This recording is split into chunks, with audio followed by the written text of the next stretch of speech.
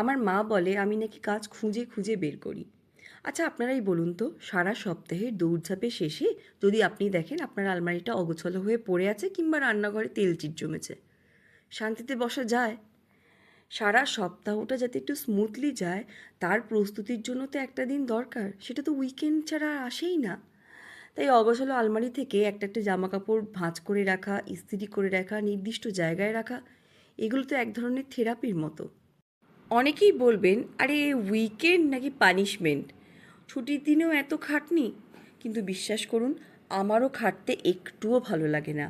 উইকে একটা দিন আমি রেস্টই নিই, কিন্তু আর একটা দিন এটা ভেবে কাজ করি যে আমি যদি আজকের দিনটাতে সব কিছু গুছিয়ে না রাখি, তাহলে আগামী 5টা দিন আমি হাতের জায়গায় সব জিনিস পাবো না, সময় মতো সব কিছু গুছিয়ে করে উঠতে পারবো না, আর তখন আমাকে ফেস করতে হবে অনেক রকমের সমস্যা।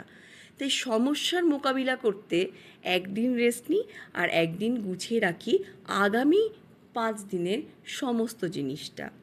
উইকেন্ড মানে তো শুধু অলসতা নয়, উইকেন্ড মানে আগামী সপ্তাহের জন্য নিজেকে আরও নিজের চারপাশকে সুন্দর করে সাজিয়ে নেওয়া।